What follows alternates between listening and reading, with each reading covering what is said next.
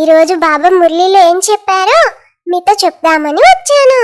చెప్పనా ఫ్రెండ్స్? మధురమైన పిల్లలు, చెడు వినకండి, ఒక్క తండ్రి మాటలే వినండి. గృహస్థ వ్యవహారంలో ఉంటూ కమల పుష్ప సమానంగా ఉండాలి అని బాబా చెప్తున్నారు ఫ్రెండ్స్. ఏ ఆటను గురించి యథార్థంగా తెలుసుకున్న పిల్లలు ఎప్పుడు తికమక పడరు. సుఖ దుఃఖాలు, భక్తి జ్ఞానాల ఆట ఏదైతే జరుగుతూ ఉందో దానిని యథార్థంగా తెలుసుకున్న వారు ఎప్పుడు తికమక పడరంట. భగవంతుడు ఎవరికి దుఃఖంనివ్వరని మీకు తెలుసు. వారు దుఃఖహర్త సుఖకర్త అయినారు. ఎప్పుడైతే అందరూ దుఃఖితులుగా అవుతారో అప్పుడు దుఃఖం నుండి విముక్తి చేసేందుకు వారు వస్తారు. ఈరోజు పాట ఏంటో తెలుసా ఫ్రెండ్స్? ఈ రోజు ఉదయమే వచ్చిన వారెవరు? ఇంకా బాబా చెప్తున్నారు ఫ్రెండ్స్, జ్ఞాన సాగరులైన తండ్రిని గురించి ఎవ్వరికీ తెలియదు. స్వయాన్ని వారి సంతానమని కూడా భావించరు. వారందరూ భగవంతుని కలుసుకునేందుకు భక్తి చేస్తారు. కానీ భగవంతుడంటే ఎవరో తెలియనప్పుడు భక్తి వలన లాభమేముంది? చాలా మందికి డాక్టర్ ఆఫ్ ఫిలాసఫీ అనే బిరుదు లభించి ఉంటుంది. వారి బుద్ధిలో ఈశ్వరుడు సర్వవ్యాపి అను ఒక్క మాట మాత్రమే ఉంటుందంట. వారు దాన్ని ఫిలాసఫీ అని కూడా భావిస్తారంట. దాని వలనే క్రిందకు దిగుతూ వచ్చారని బాబా చెప్తున్నారు ఫ్రెండ్స్. దీనికి ధర్మగ్లాని అని అంటారు. మనం ఏ మనుషులతోనూ శాస్త్రాల గురించి వాదోపవాదాలు చేయము. ఎందుకంటే మనం ఏ మనుషుల వద్ద చదువుకోవటం లేదు. ఫ్రెండ్స్, ఇప్పుడు మీకు ఒక మంచి మాట చెప్పనా? జీవితం చాలా కష్టమైన పరీక్ష. దానిలో చాలా మంది విఫలం చెందడానికి కారణం ప్రతి ఒక్కరి ప్రశ్నపత్రం వేరని గ్రహించకపోవడమే. ఫ్రెండ్స్, ఇంకా బాబా ఏమేం చెప్పారంటే, ఈ బాబా కూడా అనగా సాకార బాబా కూడా మనిషి అని అంటారు కదా. ఇతని ద్వారా ఆత్మిక తండ్రి వినిపిస్తారు.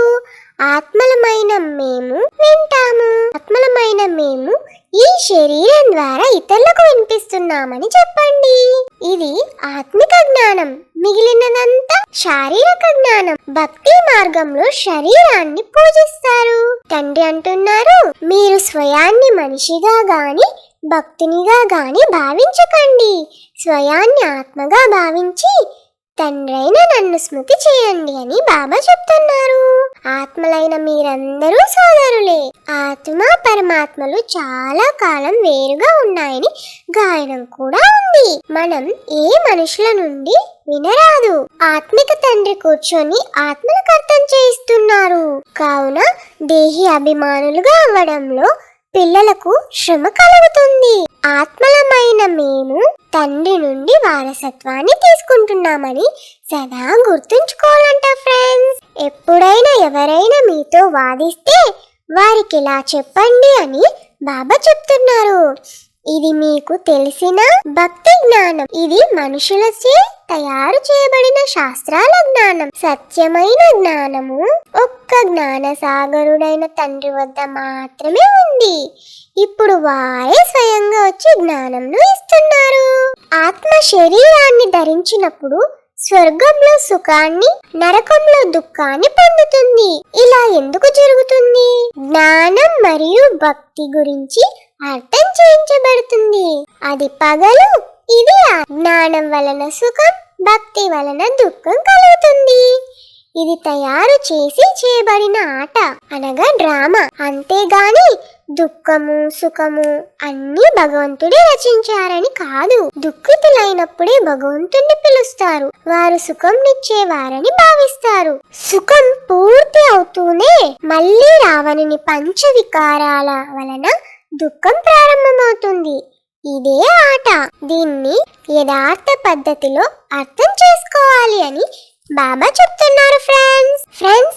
మీకు ఇప్పుడు ఒక మంచి మాట చెప్పనా? ఇష్టమైన పనిని ఎవరైనా చేస్తారు, కానీ గొప్పవారు మాత్రమే చేసే ప్రతి పనిని ఇష్టపడతారంట. కనుక ఫ్రెండ్స్, మనమంతా గొప్ప వాళ్ళమని బాబా చెప్తూ ఉంటారు కదా.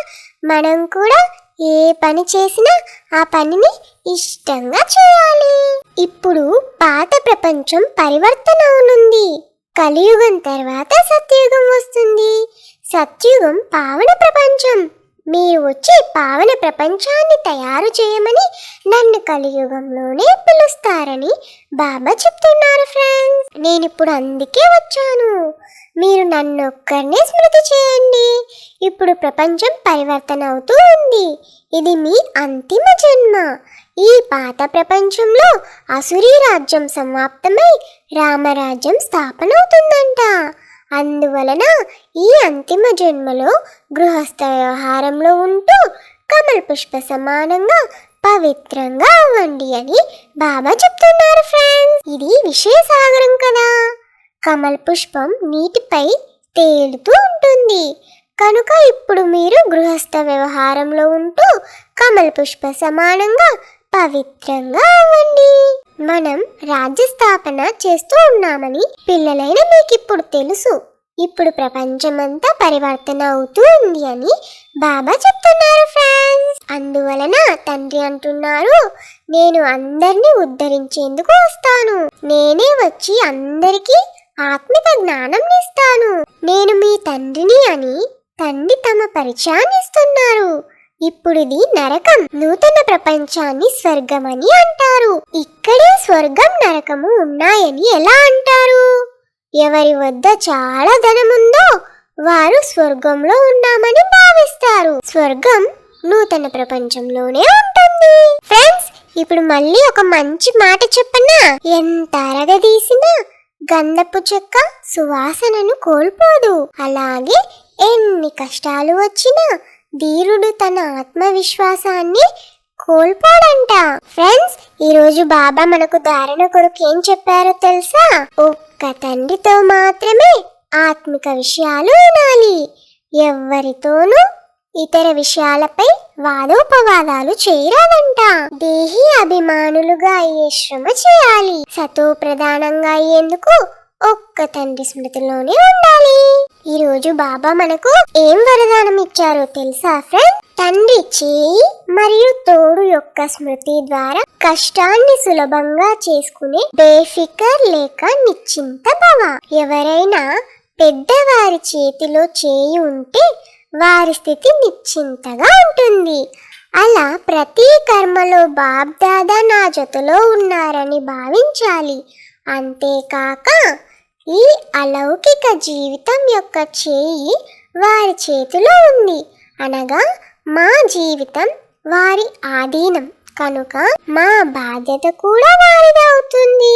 భారమంతా తండ్రిపై ఉంచి స్వయాన్ని తేలికగా చేసుకోండి అని బాబా చెప్తున్నారు ఫ్రెండ్స్. బరువుని దించుకునే సాధనం లేక కష్టాన్ని సులభంగా చేసుకునే సాధనమే తండ్రి చేయి మరియు తోడు. ఇంకా బాబా చెప్తున్నారు ఫ్రెండ్స్, పురుషార్థంలో సత్యత ఉంటే బాబ్ దాదా నుండి అదనపు సహాయాన్ని అనుభవం చేస్తారంట. ఫ్రెండ్స్, ఈరోజు బాబా మనకి మమ్మ యొక్క మహావాక్యాలను కూడా వినిపించారు. మమ్మ దేని గురించి చెప్పారో తెలుసుకుందామా ఫ్రెండ్స్? జీవితానికి ఆధారము జ్ఞానం, యోగం మరియు దైవీ గుణాల ధారణ. మనకు పరంపిత పరమాత్ముని ద్వారా జ్ఞానం లభిస్తూ ఉందని మనకు నిశ్చయం ఉంది. ఈ జ్ఞానంలో ముఖ్యంగా 3 పాయింట్లు ఉన్నాయి. వాటి కొరకు మనం పూర్తిగా పురుషార్థం చేయాలని గమనించుకోవాలంట.